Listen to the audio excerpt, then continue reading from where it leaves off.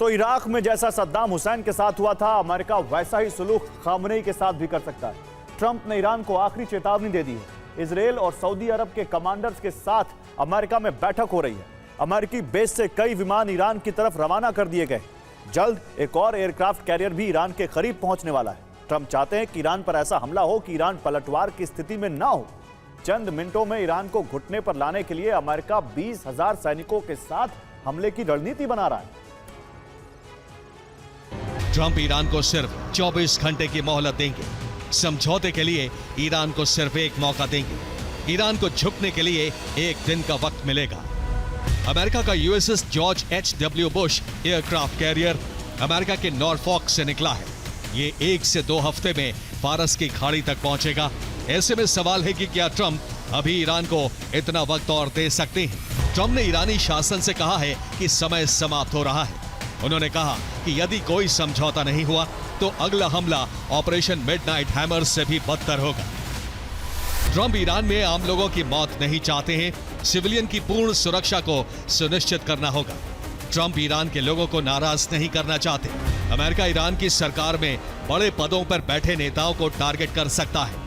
प्रदर्शनकारियों पर गोली चलाने का आदेश देने वाले ईरान की सेना के टॉप कमांडर्स को निशाना बनाया जा सकता है। बमबारी से ईरान की परमाणु साइट्स को नष्ट किया जा सकता है। ईरान की सरकार से जुड़ी इमारतों को भी खंडहर बनाया जा सकता है। अमेरिका को ईरान घेर चुका है और दूसरा एयरक्राफ्ट कैरियर आने के बाद ईरान के करीब यूएसएस अब्राहम लिंकन और यूएसएस जॉर्ज H.W. बुश अपने पूरे लश्कर के साथ ईरान के करीब मौजूद रहेगा। दोनों न्यूक्लियर पावर एयरक्राफ्ट कैरियर हैं। समुद्र में दोनों स्ट्राइक ग्रुप के साथ ही USS Spruance, USS Michael Murphy, USS Frank E Peterson जैसे मिसाइल कैरियर्स आ चुके होंगे और दोनों एयरक्राफ्ट कैरियर के साथ कम से कम एक परमाणु पनडुब्बी भी रहती है। ईरान के पास अमेरिका के 2 एयरक्राफ्ट कैरियर मौजूद रहेंगे। इनके साथ 10 मिसाइल कैरियर रहते हैं।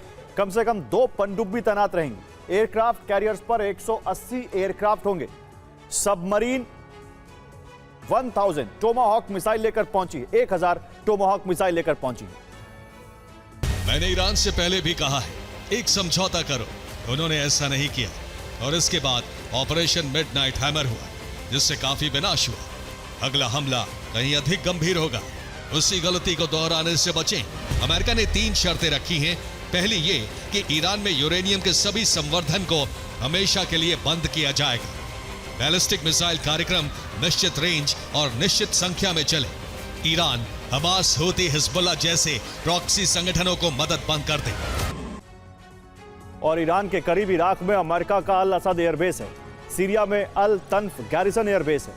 कुवैत में अली अल सलेम एयरबेस है। यही यूएस नेवी फ्लीट भी तैनात है। कतर में अल उदैद एयरबेस है।